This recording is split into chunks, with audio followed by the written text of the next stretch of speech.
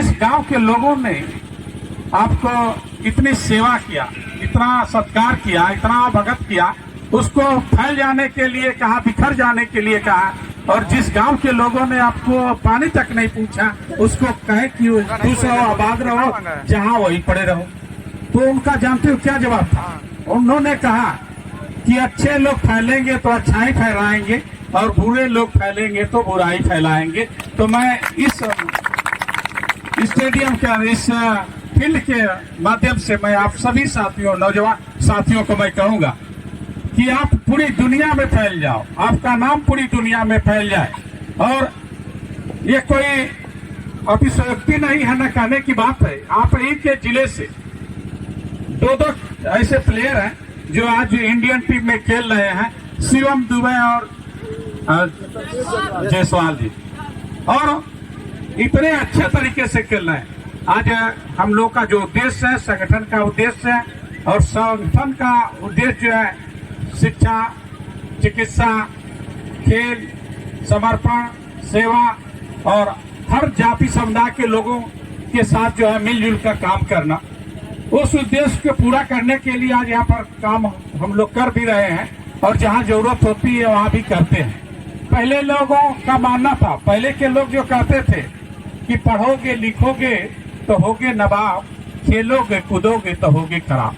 लेकिन हमारे देश के यशस्वी प्रधानमंत्री जी इस परिभाषा को बदलते हुए कहे कि पढ़ोगे लिखोगे तो होगे नवाब, और खेलोगे कूदोगे तो होगे महान, होगे महान।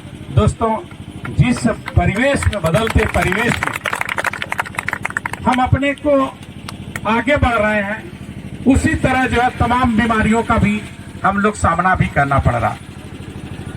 हम आगे कैसे बढ़ेंगे जब हमारा स्वास्थ्य ही अच्छा नहीं रहेगा? हम ठीक ही नहीं रहेंगे तो कैसे पढ़ेंगे? हमें पढ़ाई के साथ साथ आपको शिक्षा भी बहुत जरूरी, शिक्षा के साथ साथ खेलना भी बहुत जरूरी है, और टोटली खेल पर मत डिपेंड रहिए। आप पढ़िए, नॉलेज रहेगा तभी कुछ हो पाएगा। लेकिन मेरा मानना है कि जिस भी क्षेत्र में, जिस भी जगह आप जो है मेहनत के साथ, पूरी शिद्दत के साथ अगर लग जाते हो तो उस क्षेत्र में जरूर सफलता मिलती है। बस 2-3 चीजें अपने अंदर होनी चाहिए कि मेहनत ज्यादा, खुद से इरादा और संघर्ष ज्यादा हो। जितना ज्यादा आप अपने को करोगे उतना आगे जाओगे। और जितने भी बच्चे हैं सब में एक अलग तरह का टैलेंट है, सब आगे बढ़ सकते हैं, लेकिन उसके लिए जो है पसीना बहाना होता है, खून पसीना एक तक करना होता है। कोई भी चीज देख लो, चाहे हमारा महाभारत हो चाहे रामायण हो, श्री रामचंद्र जी को मर्यादा पुरुषोत्तम तब तक नहीं कहा गया जब तक वो वनवास को गए, और जब तक लंका पर विजय प्राप्त करके आए तब जाकर उनको पुरुषोत्तम श्री रामचंद्र जी कहा गया। उसी तरह जो है श्री कृष्ण भगवान जो है किशन कन्हैया थे, जब तक जो है गोकुल में थे किशन कन्हैया थे।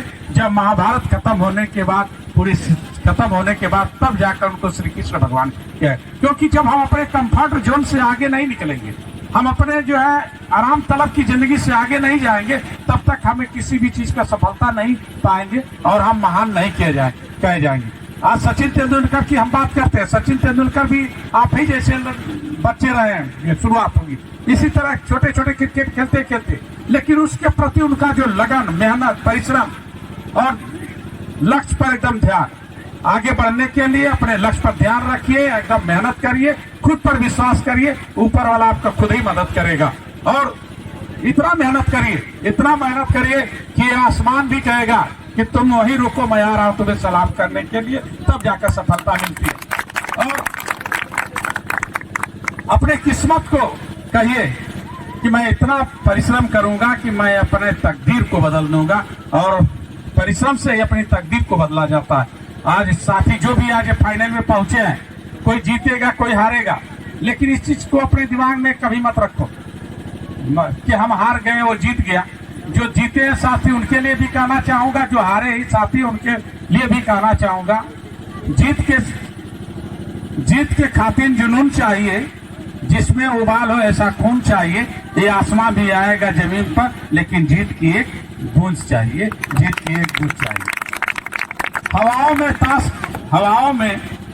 में एक ताश के घर नहीं बनते, हवाओं में ताश के घर नहीं बनते, और रोने से दी गई मुकद्दर नहीं बनते। एक जीत से कोई सिकंदर नहीं बनता। इस हिम्मत रखो दुनिया जीतने का ये दोस्त। एक जीत से कोई सिकंदर नहीं बनता, सिकंदर नहीं बनता। तो एक जीत से आपका कोई निर्धारण नहीं होता, एक हार से निर्धारण नहीं होता। आप हमेशा मेहनत करिए, आगे बढ़िए। कहूँगा हमारे आदरणीय मुख्य अतिथि जी को जाना है, लेकिन साथियों जिस जोश खरोश से साथ आपने सम्मान किया है, मैं आप सबसे एक विश्वास और वार करता हूँ, जिस दिन भदोही लोकसभा का बागडोर हमारे इस जैसे ईमानदार साथी, ईमानदार और साहसी डॉक्टर विनोद कुमार बिन जैसा सांसद होगा, उस दिन इस भदोही लोकसभा का पूरा क्रियाकल्प बदल देगा। साथियों लूट खसोट तो छोड़ो, डॉक्टर साहब किसी बिंद के लिए काम नहीं करते हैं, किसी एक जात के लिए काम नहीं करते हैं। अगर करते हैं तो सर समाज के लिए काम करते हैं, और सर समाज के लिए काम करते हैं। चाहे जिस जात का भाई हो, चाहे जिस जात का बेटा हो, अगर पढ़ने में कभी असमर्थ रहा होगा, अगर उसे कभी पैसे की जरूरत नहीं होगी, तो डॉक्टर साहब अपने जेब से पैसा निकाल कर दिए होंगे, लेकिन कभी जात पूछने का काम नहीं किए होंगे। इनके अस्पताल से जो भी मरीज गया होगा हंसता हुआ लौटा होगा, कभी पैसे की बात